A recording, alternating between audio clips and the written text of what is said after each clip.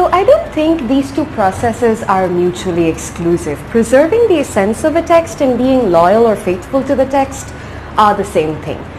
So if you ask me if I prioritize being faithful to the essence of the text over a word-to-word translation process, then the answer is yes. I always go for the former because, as I explained earlier, no two language systems are the same. Therefore, a translation will never be equal to the original. What you can hope to achieve is a sense of equivalence. Also, the other thing that we need to remember when we are translating is that we not only translate words and meanings, but we also translate cultures and contexts. Essentially, therefore, we cannot stick to obsessing over words. We have to be able to convey the sense of the culture and the context as well, which is why we need to be faithful to the flavor of the text as a whole.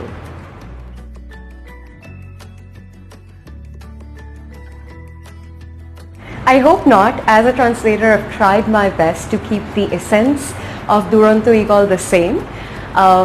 Also, at this point in time, I need to highlight that no two language systems and no two cultural contexts are the same. A translation, therefore, can never be equal to the original.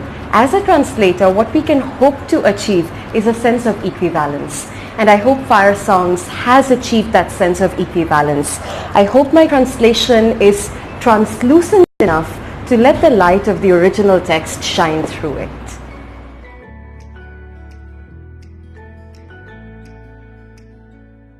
Of course, there are some awards for translators these days, including the Man Booker International Prize. My friend Deborah Smith won this in 2016 for her translation of the Korean novel The Vegetarian by Han Kang. Another of my friends, Sophie Hughes, was shortlisted for this award this year. So awards like the Man Booker International Prize can give a certain amount of momentum to the art of translation. However, as a translator, what I seek more than an award is acknowledgement.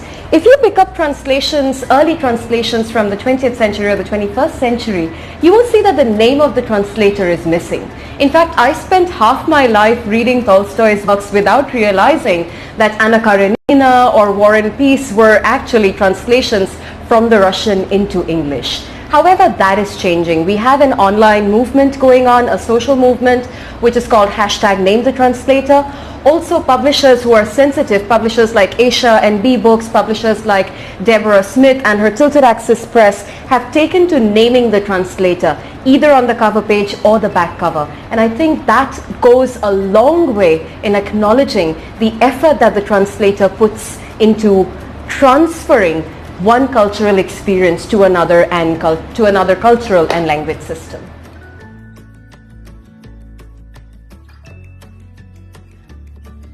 I guess I'd like to say, if you're doing this for the money or the fame, don't do it, because there is very little of either in translation. You have to be doing it if you love it. I entered into the professional field of literary translation because this is now a part of my identity. I love calling myself a literary translator, and this is what I want to keep doing. The other thing that I want to suggest to aspiring translators is the fact that the publishing industry, like several other industries, can be exclusive. It can be a niche space. You might encounter gatekeepers or guardians at the door that might want to keep you out of it.